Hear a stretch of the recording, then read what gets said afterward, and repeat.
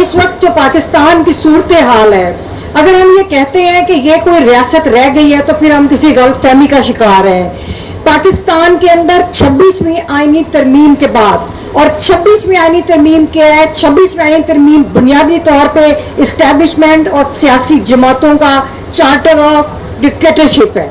और मुझे बहुत अफसोस है कि उसके साइन करने वाली वो बड़ी सियासी जमातें हैं जो 50-50 साल से पाकिस्तान के ऊपर हुकूमत कर रही थी, और जिनके सियासी कारकुनान ने और उनकी लीडरशिप ने पाकिस्तान के लिए कुर्बानियां भी दी।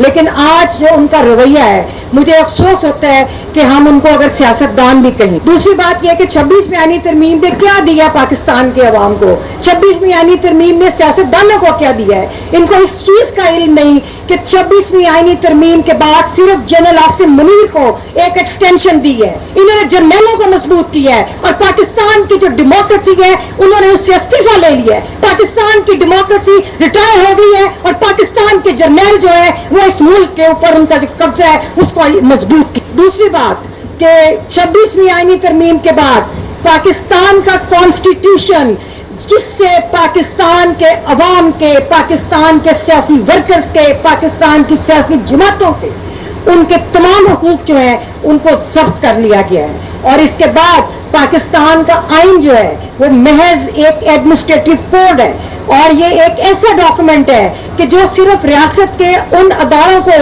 तो ये ताकत देता है कि वो यहाँ पर हुकूमत करें, लेकिन पाकिस्तान के अवाम के जो हुकूक हैं उनके हुकूक वाला चैप्टर फाड़ के फेंक दिया, जिसकी जुर्रत ज़ियाउल हक को भी नहीं हुई थी, जो कहता था कि पाकिस्तान का जो कॉन्स्टिट्यूशन है वो 12 सफ़ों की किताब है और मैं जब चाहूँगा उसको फाड़ फेंकूंगा। आज के जर्नलों ने उस ज़ियाउल हक का जो एक ख्वाब था उसको पूरा किया। उसके बाद इस वक्त पाकिस्तान में हो क्या रहा है? जब पाकिस्तान की आज़ादी पर मुख्तलिफ किस्म की थ्योरीज मौजूद हैं, कुछ लोग कहते थे कि ये ठीक आज़ाद हुआ, कुछ लोग कहते थे एक साजिश थी, लेकिन एक चीज़ पे मैं बहुत क्लियर हो गई हूँ कि ईस्ट इंडिया कंपनी पाकिस्तान की रियासत, जिसको मैं समझती हूँ कि आज़ाद नहीं, वो पाकिस्तान की रियासत अलहदा हुई थी।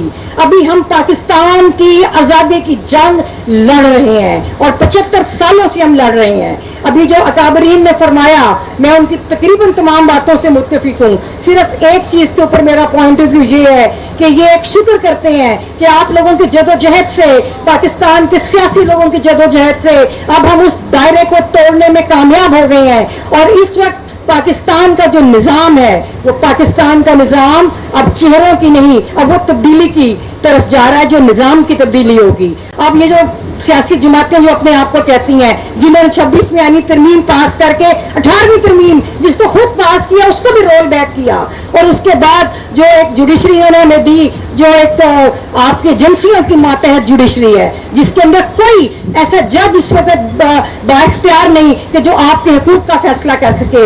इस वक्त सियासी जमात, पाकिस्तान की सबसे बड़ी सियासी जमात पीटीआई की पोलिटिकल क्लींजिंग की जा रही है, जो जुल्म और बर्बरियत पीटीआई के वर्कर्स के साथ किया जा रहा है। हुसैन शहीद सोहरवर्दी से लेकर आज फिर एक वजीर आजम जो आज भी मुंतखब वजीर आजम है, इमरान खान, मैं उसकी सियासी आइडियोलॉजी से चाहे मुत्तफिक हो ना हो, लेकिन वो मुल्क का मुंतखब वजीर आजम है कि जिसके साथ वो सलूक किया जा रहा है जो यहाँ पर आइन शिकलों के साथ किया जाना चाहिए। इनको क्राउन वेल की तरह ऐलान की फांसियां दी जानी चाहिए। ये है पाकिस्तान के जो पॉलिटिकल लोग हैं उनकी जद्दोजहद का। मुझे फख्र है कि मैं पाकिस्तान की उस कम्युनिटी की रिप्रेजेंटेटिव हूँ कि जिन्होंने अयूब आमरीत से लेकर आज तक की आमरीत के साथ कि खिलाफ जद्दोजहद की। जब तमाम पॉलिटिकल पार्टी समझौता करती रही, वकला लड़ते रहे। मैं आपको याद दहानी कराऊंगी कि दुनिया की तारीख की पहली वर्किंग क्लास की कामयाब जद्दोजहद लॉयर्स मूवमेंट, जो वकला ने जिसको लीड किया और तमाम जमहूरी पसंदों ने उस वक्त हमारा साथ दिया था, उसके बाद इस्टेब्लिशमेंट ने अपने लोगों को बार में उतारा। इस्टेब्लिशमेंट ने अरबों रुपए के वसाइल झोंके ताकि वकला के अंदर जो लीडरशिप पैदा हो रही है उसको खत्म किया जाए। लेकिन आज मैं फिर सलाम पेश करती हूँ कि तमाम तर मसाइल के बावजूद हम लोग अपने सियासी और जमहूरी जो जद्दोजहद करने वाले हैं, हम उनके साथ खड़े हैं। मुझे आज फिर याद आ रहा है कि भुट्टो साहब ने कहा था कि जब उनके खिलाफ फैसला हुआ कि no court no justice, thank you Jimmy Carter, और आज میرا خیال ہے ہر جمہوریت پسند جس کے ساتھ انصاف نہیں ہو رہا وہ، اور آج کا وزیر اعظم عمران خان بھی میرا خیال ہے یہی کہے گا کہ no court no justice, thank you chief justice. ہمیں ایک چیز پہ ضرور بات کرنی ہوگی، اور وہ یہ ہے کہ جو مایوسی پھیلائی جا رہی ہے پاکستان کے اندر، 65% ہمارے جو نوجوان ہیں، ہماری جو آبادی ہے نوجوانوں کے اوپر ہے، اور ان کو یہی کہا جاتا ہے کہ دیکھیے جی کچھ نہیں ہو رہا. لیکن میں ان کو پیغام دوں گی کہ جب بھی تحریکیں چلتی ہیں تو 1 دن یا 2 مہینے یا 4 دن میں نہیں چلتی. آپ ایک ریاست کے، آپ ایک روک اسٹیٹ کے خلاف لڑ رہے ہیں جہاں پر آپ کے کوئی حقوق نہیں ہے، تو تھوڑا سا وقت لگتا ہے.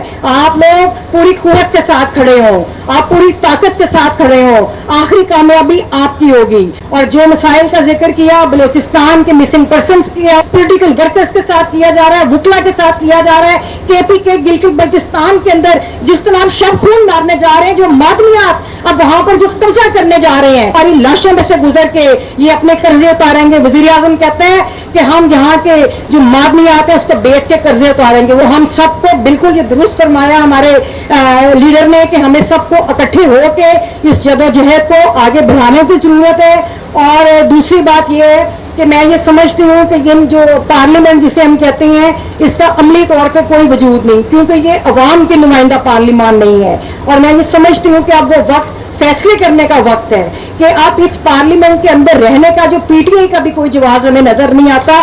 جس طرح آج ہمارے بہت سارے اکابرین کو پھر انہوں نے سزائیں دی ہیں. جو 9 مئی کا ایک واقعہ وہ ایک مشکوک واقعہ ہے. میں ہمیشہ کہتی ہوں کہ وہ مشکوک واقعہ ہے، وہ اسی طرح کا واقعہ ہے جس طرح 13 سازش کیس کے اندر پیپلز پارٹی کے جو اس وقت کے لیڈرز تھے ان کو کرش کیا گیا، پیپلز پارٹی کے اوپر شب خون مارا گیا تھا. 9 مئی ایک انتہائی افسوسناک سازش ہے جو پاکستان کی سیاست کی گئی. تو میں یہ سمجھتی ہوں کہ ہمیں اب کوئی جواز نظر نہیں آتا کہ ہم لوگ اپنی جو جدوجہد ہے ہم اس کے اوپر صرف ہم کمروں میں بیٹھ کے ہم کو بات کریں. ہمیں اب باہر نکلنے کے لیے پلاننگ کرنی ہوگی، اسٹریٹجی بنانی ہوگی.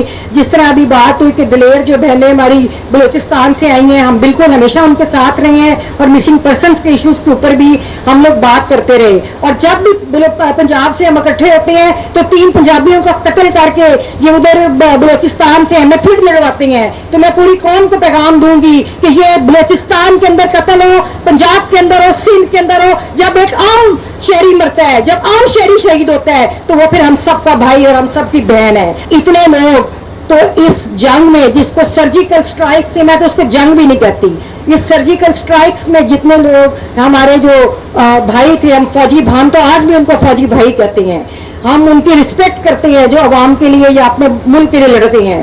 لیکن جتنے انہوں نے 26 نومبر کو قتل کیے تھے، میرے خیال میں وہ قتل زیادہ تھے. جو بھی پولیٹیکل پارٹی عوام کے ووٹوں سے منتخب ہو کر اقتدار میں آئے گی وہ 2 کام ضرور کرے گی. ایک کام تو یہ کہ پاکستان کا جو آئین ہے، ظاہری بات ہے کہ ہم اس کے اندر بہت سارے ابھی حقوق ایسے ہیں جن میں مذہبی حقوق کی بھی بات ہونی چاہیے کہ جو مذہبی حقوق ہیں لوگوں کو، جو منارٹیز کے حقوق ہیں، جو خواتین کے حقوق ہیں، ہم پروگریسو پاکستان چاہتے ہیں تو ہم اس کے لیے بھی پورا من جدوجہد کرتے رہے ہیں اور ہم وہ کرتے بھی رہیں گے. یہ جو پاورز ہیں، جیسے انہوں نے چیف جسٹس پاکستان کی پاورز کے بارے میں بڑی بات ہوتی ہے کہ ہم ڈیموکریسی لانا چاہتے ہیں، بڑی مین سٹریم پولیٹیکل پارٹیز، تو کبھی آرمی چیف کی پاورز کو بھی ڈسکس کر لینا پارلیمان کے اندر بیٹھ کے، کبھی اس کی بھی پاورز کو دیکھ لینا کہ اس کے پاس کون کون سی پاورز ہیں. اور میں یہ کہتی ہوں کہ ہمیں عملی جدوجہد کو اب آگے بڑھانا ہے، ہمیں باہر نکلنا ہے. اور یہ بالکل درست بات ہے جیسے ابھی آپ نے بنگلہ دیش میں بھی دیکھا، ہم لوگ اب تیار نہیں ہیں اس ظلم کو سہنے کے لیے. بنگلہ دیش کے اندر صرف فرق یہ تھا کہ ادھر چونکہ پولیٹیسائز سوسائٹی تھی، وہاں پہ پولیٹیکل سٹرگلز ہوتی رہی ہیں. پاکستان میں تو اسٹیبلشمنٹ نے کام ہی ایک کی ہے، ضیاء دور سے لے کر آج تک آپ کی سوسائٹی کو ڈی پولیٹیسائز کی ہے. تو ہم نے بنگلہ دیش کو بھی دیکھا کہ کیسے لوگ باہر نکلے ہیں. ہم لوگوں نے باہر نکلنا ہے. یہ تحریک ضرور بنے گی اور یہ نہیں ہو سکتا کہ یہ جو قبضہ گروپ ہے یہ اسی طرح آپ کے اوپر قبضہ کرے گا اور یہ دندناتے پھریں گے. آخری فتح آپ کی ہے، پاکستان کے پولیٹیکل لوگوں کی ہے. یہاں پہ جمہوریت آئے گی اور ان سب کا احتساب ہوگا. اور جو بھی پولیٹیکل پارٹی آئے گی اس سے میں ریکویسٹ کرتی ہوں کہ آج اعلان کریں، ساری سیاسی جماعتیں ادھر بیٹھی ہیں، کہ جب اب اقتدار کے اندر آئیں گے تو جنہوں نے آئین شکنی کی اور خاص طور پہ جو اب بربریت ہو رہی ہے، جس طرح آئین کو پامال کیا، ان کے خلاف آرٹیکل 6 کے غداری کے مقدمے بنیں گے. چاہے چیف الیکشن کمشنر ہو، چاہے چیف جسٹس ہو، عدالتوں میں بیٹھا ہوا کوئی جج ہو.